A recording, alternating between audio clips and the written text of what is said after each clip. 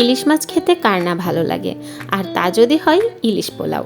খুব সহজে কিভাবে পারফেক্ট ইলিশ পোলাও তৈরি করবেন সেটাই থাকছে আজকের ভিডিওতে। Hello everyone, welcome to my channel Dipa Rannaghar. আশা করি সবাই খুব ভালো আছেন। আজকে আপনাদের জন্য নিয়ে এসেছি ইলিশ পোলাওয়ের রেসিপি। আশা করছি রেসিপিটি সবারই খুব ভালো লাগবে। ইলিশ পোলাওয়ের জন্য প্রথমেই আমি এখানে নিয়েছি চিনি গুঁড়া পোলাওয়ের চাল। চালগুলোকে ভালোভাবে ধুয়ে নিব যতক্ষণ না পর্যন্ত ঘোলা জলটা পরিষ্কার হয়ে স্বচ্ছ হয়। এরপর একটি ছাঁকনিতে রেখে দিব জল ঝরানোর জন্য। আজকের রান্নার জন্য এখানে নিয়েছি 6 পিস ইলিশ মাছ, আর মাছগুলোকে ভালো করে ধুয়ে রেখেছি। এখন মাছগুলোকে ম্যারিনেট করব। এর জন্য এখানে নিয়ে নিচ্ছি 6 চা চামচ টক দই। টক দইটাকে অবশ্যই খুব ভালোভাবে ফেটিয়ে নিতে হবে। আর এখানে দিয়ে দিচ্ছি 3 টেবিল চামচ পরিমাণ পেঁয়াজ বাটা। টক দইটা যদি বেশি টক হয় সেক্ষেত্রে 5 চামচ দিলেই হবে। দিয়ে দিচ্ছি 2 চা চামচ আদা বাটা। এখন দিয়ে দিচ্ছি 1 চা চামচ রসুন বাটা। দিয়ে দিচ্ছি 2 চা চামচ কাঁচামরিচ বাটা। কাঁচামরিচ বাটা দেওয়ার জন্য এর স্বাদটা অনেক সুন্দর হয়। দিয়ে দিচ্ছি 1 চা চামচ লাল মরিচের গুঁড়া, 1 চা চামচ জিরার গুঁড়া ও 2 চা চামচ ধনিয়া গুঁড়া। এখানে ধনিয়া গুঁড়াটা বেশি নিতে হবে। ম্যারিনেশনটা আরও ভালো করার জন্য দিয়ে দিলাম 2 চা চামচ মতো সাদা তেল। এখন দিয়ে দিচ্ছি স্বাদ মতো লবণ। এখন সব কিছুকে চামচ দিয়ে খুব ভালোভাবে নেড়েচেড়ে মিশিয়ে নিতে হবে। এখন মাছগুলোকে দিয়ে দিচ্ছি মশলার ভিতর, আর মশলার সাথে মাছগুলোকে খুব ভালোভাবে মিশিয়ে নিতে হবে। আমি চামচ দিয়ে মাছগুলোকে ভালোভাবে মিশিয়ে নিচ্ছি, আপনারা চাইলে হাত দিয়েও মিশিয়ে নিতে পারবেন। এখন এটাকে রেখে দিব আধা ঘন্টার জন্য।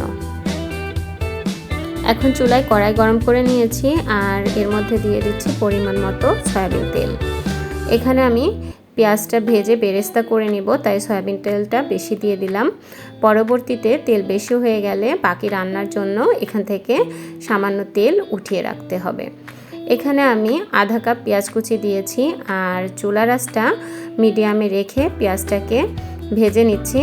এখানে পেঁয়াজটাকে লাল করেই ভেজে নিতে হবে। পেঁয়াজ বেরেস্তা পোলাও রান্নার সময় এবং গার্নিশের জন্যও লাগবে। এখন পেঁয়াজ বেরেস্তা হয়ে গেছে, আমি একটি পাত্রে পেঁয়াজটাকে তুলে রাখবো। বাকি যে তেলটা ছিল তার থেকে আমি কিছুটা তেল উঠিয়ে রেখেছি, কারণ পেঁয়াজ বেরেস্তার সময় অনেকটাই তেল নিয়ে নিয়েছিলাম। আর এখন মশলা সহ মাছগুলোকে দিয়ে দিলাম। চুলার আঁচটা মিডিয়ামে রেখে ঢাকা ছাড়া 2 থেকে 3 মিনিট রান্না করে নিতে হবে। এভাবে রান্না করলে মাছের যে ফ্লেভারটা সেটা গ্রেভির মধ্যে খুব ভালোভাবে ঢুকতে পারে। এখন ঢাকা দিয়ে আমি রান্না করে নিব মাছটাকে যতক্ষণ না পর্যন্ত মাছটা 80 থেকে 90% রান্না হয়। 4-5 মিনিট পরে আমি ঢাকনাটা খুলে নিলাম, আর মাছগুলোকে উল্টে দিচ্ছি যাতে করে অপর পাশটাও খুব ভালোভাবে রান্না হয়।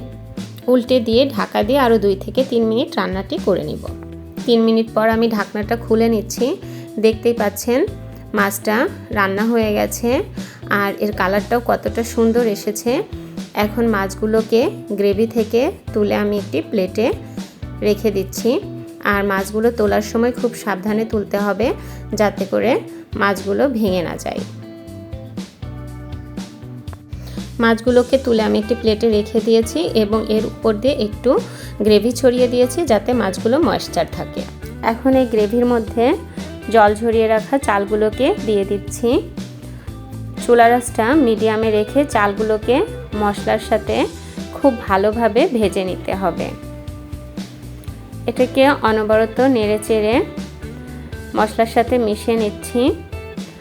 আর চালটা যতক্ষণ পর্যন্ত মশলার সাথে খুব ভালোভাবে মিশে না যাবে ততক্ষণ পর্যন্ত এটাকে ভেজে নিতে হবে। এখন এর মধ্যে দিয়ে দিচ্ছি 4-5টি চেরা কাঁচা মরিচ। মরিচটা দেওয়ার জন্য ফ্লেভারটা খুব সুন্দর আসে। আবারও এটাকে ভালোভাবে নেড়েচেড়ে মিশিয়ে নিচ্ছি। মেশানো হয়ে গেলে এর ভিতর দিয়ে দিচ্ছি পেঁয়াজ বেরেস্তাটা করে রেখেছিলাম তার অর্ধেকটা। পেঁয়াজ বেরেস্তা দেওয়া হয়ে গেলেও আবার সব কিছুকে মিশিয়ে ভালোভাবে ভেজে নিতে হবে। চালটা মশলার সাথে যত ভালোভাবে মেশানো হবে ইলিশ পোলাওয়ের স্বাদটা ততটাই ভালো হবে। আর চালগুলো ভাজা হয়ে গেলে দেখতে পারবেন এটা অনেকটাই ঝরঝরে হয়ে গেছে। চাল ভাজা হয়ে গেছে। এখন আমি এর মধ্যে দিয়ে দিচ্ছি পরিমাণ মতো জল। আর আমি আজকের রান্নায় 3 পট চাল ব্যবহার করেছিলাম, তাই এখানে 6 পট জল দিয়ে দিলাম। সব সময় পোলাও রান্নার সময় যতটা চাল দেওয়া হবে তার থেকে ডবল জল দিতে হবে। আর এখানে আমি গরম জল দিয়ে দিয়েছি। এখন দিয়ে দিচ্ছি স্বাদ মতো লবণ। লবণ দেওয়া হয়ে গেলে নেড়েচেড়ে একটু মিশিয়ে নিচ্ছি। আর মেশানো হয়ে গেলে চুলার আঁচটা মিডিয়ামে রেখে ঢাকা দিয়ে রান্না করে নিব যতক্ষণ না পর্যন্ত এটা ফুটে ওঠে। প্রায় 4-5 মিনিট পর আমি ঢাকনাটা খুলে নিচ্ছি। দেখতেই পাচ্ছেন এটা টকবক করে ফুটে উঠেছে। এখন চুলার আঁচটা একদম লোতে রেখে আবারও ঢাকা দিয়ে রান্না করে নিব যতক্ষণ না পর্যন্ত চালটা 90 থেকে 95% পর্যন্ত সিদ্ধ হয়ে যায়। আরও প্রায় 7-8 মিনিট পর আমি ঢাকনাটাকে খুলে নিয়েছি। চালটা এখানে 95% মতো সিদ্ধ হয়ে গেছে। এখন এর মধ্যে দিয়ে দিচ্ছি ইলিশ মাছগুলোকে একটু সাজিয়ে দিচ্ছি। আর রান্নাটা প্রায় হয়ে গেছে। এখন আমি যে গ্রেভিটা রেখেছিলাম সেটাও এর উপর দিয়ে দিচ্ছি। ইলিশ মাছগুলো দিয়ে আর 2 থেকে 3 মিনিট রান্না করলেই হয়ে যায়। এখন যে বেরেস্তাটা আমি রেখে দিয়েছিলাম সে বাকি বেরেস্তাটা এর উপর দিয়ে ছড়িয়ে দিব।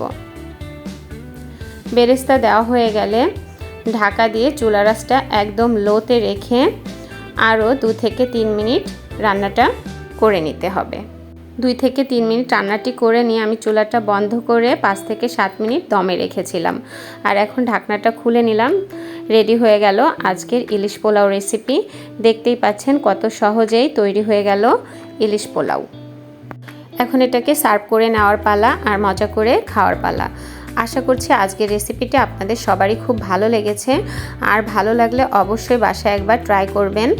আর ভিডিওটি ভালো লাগলে ফ্রেন্ডস এবং ফ্যামিলির সাথে শেয়ার করে পাশেই থাকবেন। ভিডিওটি দেখার জন্য সবাইকে অসংখ্য ধন্যবাদ। পরবর্তীতে দেখা হবে নতুন কোনো রেসিপি নিয়ে। সবাই খুব ভালো থাকবেন।